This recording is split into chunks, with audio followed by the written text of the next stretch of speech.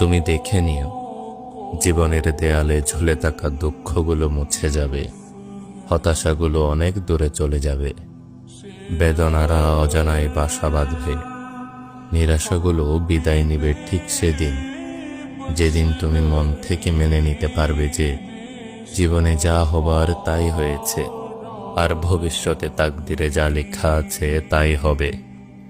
দুঃখ আর আফসোস করে লাভ নেই, পেরেশানি আর দুঃখ করে কখনো তাকদিরের লিখিত জিনিস কখনো পাল্টানো যায় না।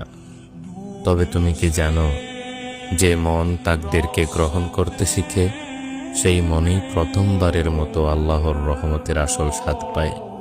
কারণ যেটা চলে গিয়েছে সেটা হারায়নি, বরং তোমার জন্য আল্লাহর রহমতের দরজা খুলে দিয়েছে।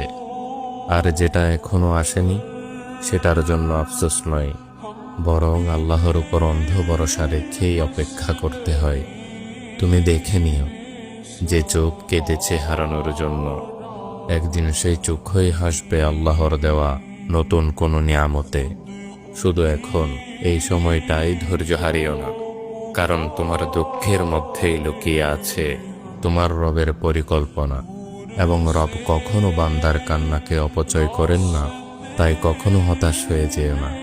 একদিন বুঝবে যেটা হয়নি সেটাও ছিল রহমত, আর যেটা হয়েছে সেটাও ছিল রহমতেরই এক রূপ।